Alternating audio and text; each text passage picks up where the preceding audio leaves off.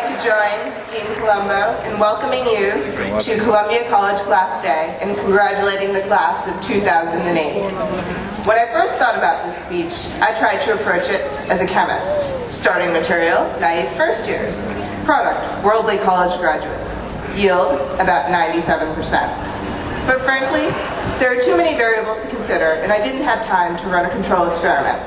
So instead, I looked at graduation from a literary perspective. A writer once wrote a story without an ending. She tried to tell her friends about it at the small, crowded coffee shop where they always met. "That's not possible," her friend said. "Every story has an ending. You mean that you haven't finished it." The writer tapped her spoon on her saucer impatiently, and the student reading Homer at a table a little too nearby glared at her. He was not really reading.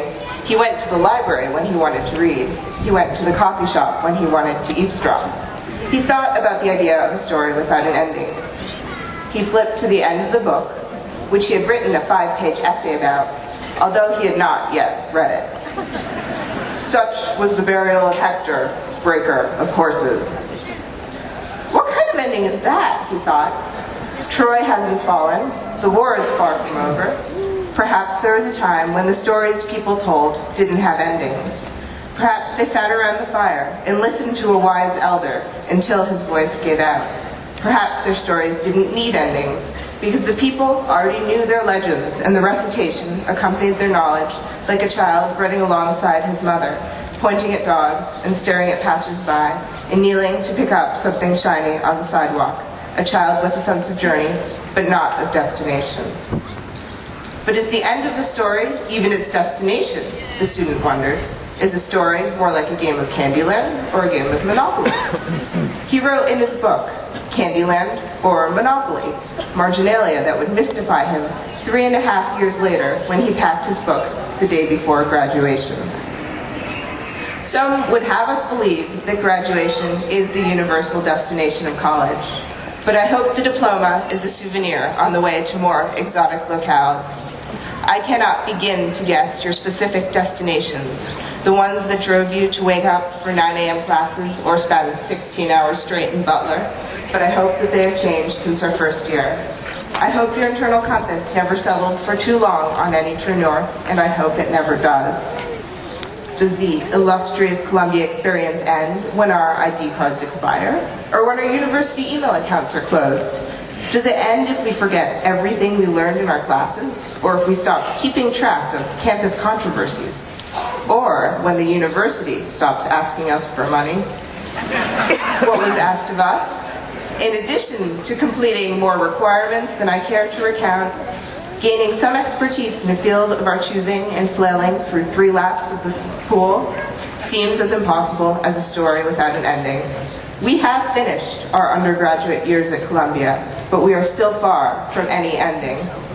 We are being asked to leave and accomplish amazing things, to change the world and live fulfilling lives, and then to return and speak at Class Day.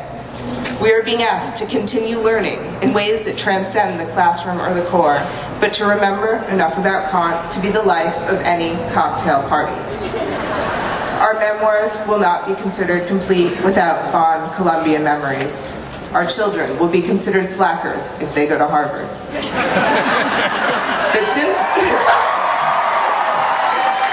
But since you are all, or will soon be, graduates of Columbia College, I know that you will rise to the challenge with grace and dry wit.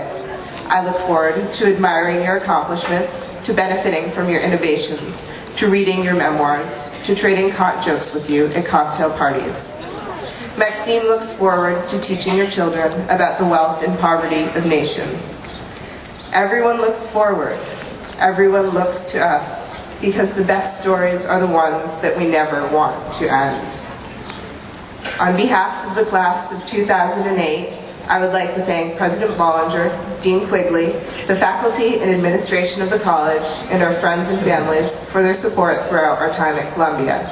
Personally, I would like to thank my parents, who always told me I worked too hard, my brothers, whether or not they actually want to be here, my grandfather, whose wisdom, patience, and generosity I wish I had inherited, and my grandmother, who is with us in memory. Finally, congratulations to my classmates, Baby blue suits you.